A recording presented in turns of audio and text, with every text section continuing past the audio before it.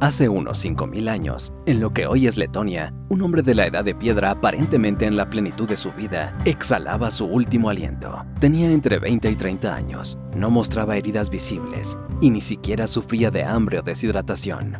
Al mismo tiempo, una mujer también joven, aparentemente sana, pasaba sus últimos instantes en la tierra soportando la misma agonía. Sin embargo, a pesar de que sus destinos eran idénticos, no se conocían ni eran vecinos, pues ella estaba ubicada a cientos de kilómetros en Suecia. En pocos días, ambos morirían, al igual que incontables otros, todos aniquilados por un asesino invisible, que miles de años después sería señalado como el posible culpable del colapso parcial de la civilización humana en los últimos días del Neolítico. Y el sospechoso es uno que la humanidad conoce muy bien: Yersinia pestis, una bacteria gram negativa de la que quizá nunca hayas oído, pero el nombre de la enfermedad que causa, la peste, seguro la conoces. Sí, la misma peste que incluyó la peste negra y la plaga de Justiniano, dos de las pandemias más letales que juntas pudieron matar cientos de millones. Y ahora, algunos investigadores creen que este patógeno también pudo causar una plaga antigua que diezmó poblaciones en Eurasia miles de años antes. Durante mucho tiempo, los investigadores sabían que Yersinia pestis era un patógeno antiguo, con ADN que indicaba un surgimiento entre 6000 y 7000 años atrás, evolucionando posiblemente de Yersinia pseudotuberculosis. Pero se pensaba que no había hecho nada relevante hasta mucho después, en la Edad Media. Sin embargo, la situación cambió cuando los investigadores descubrieron docenas de individuos del Neolítico que tenían Yersinia pestis en dientes y cráneos, indicando que circulaba en su sangre, y probablemente los mató, pues los tres tipos de peste, septicémica, bubónica y neumónica, tienen mortalidades muy altas, en algunos casos alrededor del 93% sin tratamiento, así que probablemente estuvieron condenados. Aunque alarmante, el hallazgo no sorprendió, ya que las enfermedades infecciosas no eran nuevas, y además de la peste, se hallaron humanos antiguos con muchas enfermedades mortales. Así que nadie creyó que estos especímenes fueran inusuales o siniestros, sino solo parte de la vida diaria en la antigüedad, hasta que cuerpos con la peste siguieron apareciendo una y otra vez, y no solo en un lugar, sino a grandes distancias geográficas. Luego, los investigadores empezaron a hallarlos también en fosas comunes y entre familias, pero lo que realmente llamó la atención fue el momento de estas muertes, ya que ocurrieron en un periodo relativamente breve y muy cerca de un evento extraño y misterioso: el declive neolítico.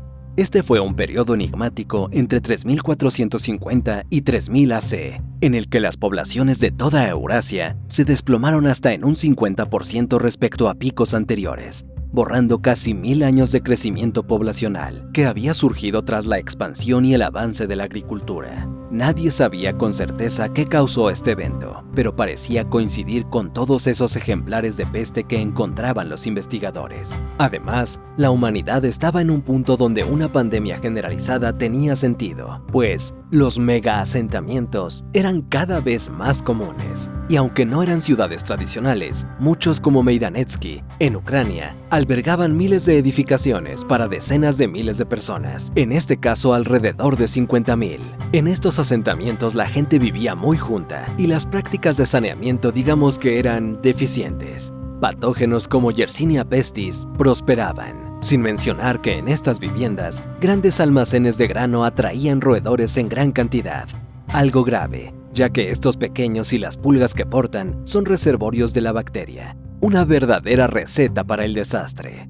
Y, efectivamente, muchos de estos grandes asentamientos parecieron colapsar en esa época, y en algunos casos se encontraron viviendas no solo abandonadas, sino también quemadas hasta los cimientos, algo que haces cuando quieres asegurarte de que nada de lo que hay dentro salga jamás. Todas estas señales insinuaban que algo terrible había estado ocurriendo en estas tierras, mucho más que la típica temporada de gripe, lo que impulsó a un grupo de investigadores a examinar no solo los especímenes de peste ya conocidos, sino también otros sitios de enterramiento en general que aún no se habían estudiado.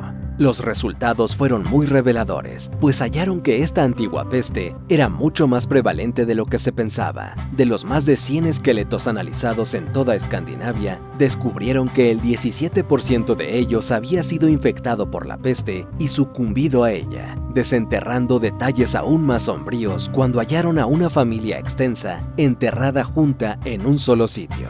Esta familia incluía 38 individuos estrechamente emparentados y mostró tasas de infección aún mayores, pues 12 de ellos conservaron la bacteria, es decir, aproximadamente 32%, igual a las estimaciones más bajas del porcentaje de población muerta en grandes pandemias como la peste negra. Y al parecer a esta familia le fue muy mal, pues sufrió la peste neumónica, la forma más rara y mortal.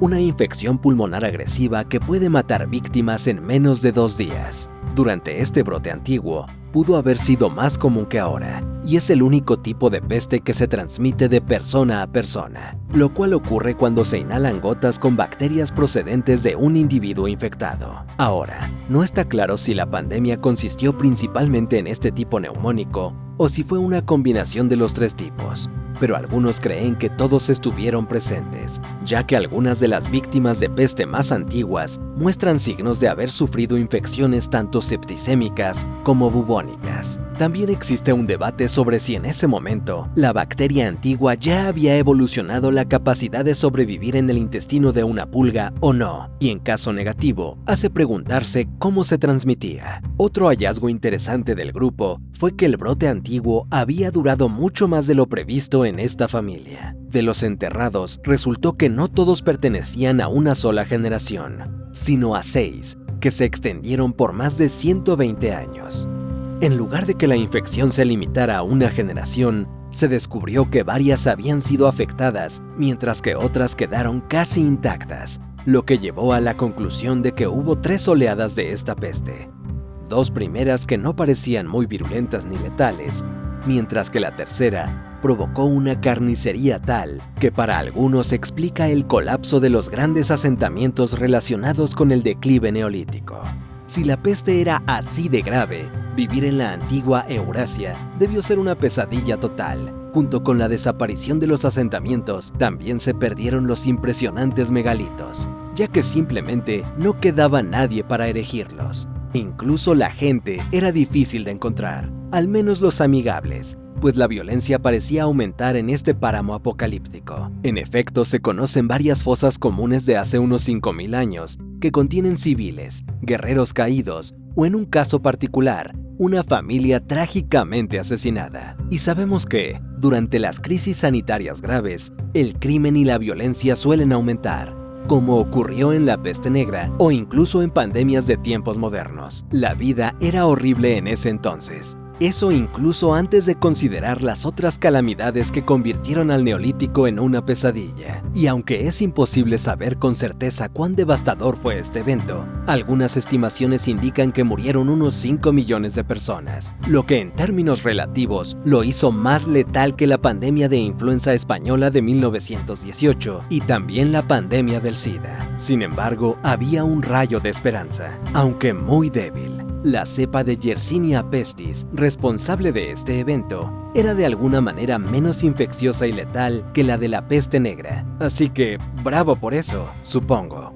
Y una vez concluido todo, el declive neolítico tardó miles de años en revertirse en algunas áreas. Los niveles poblacionales no regresaron a lo que eran hasta más de 3000 años después. Sin embargo, aunque se acepta que el Neolítico vio un gran descenso de población, no todos creen que esta antigua peste fuera la causa. Específicamente, un grupo de investigadores que analizaron más de 100 huesos en Alemania hallaron que la infección era mucho menor al 17%, rondando entre el 1.5 y el 5%. Y aunque sigue siendo muy alto, presenta un panorama menos sombrío. Y con estos datos, sostienen que la peste por sí sola no explica totalmente la drástica caída vista a finales del Neolítico. Dicho esto, es posible que la gravedad del brote variara mucho en Eurasia, donde algunos territorios quedaron devastados, mientras que en otros se estaba a salvo.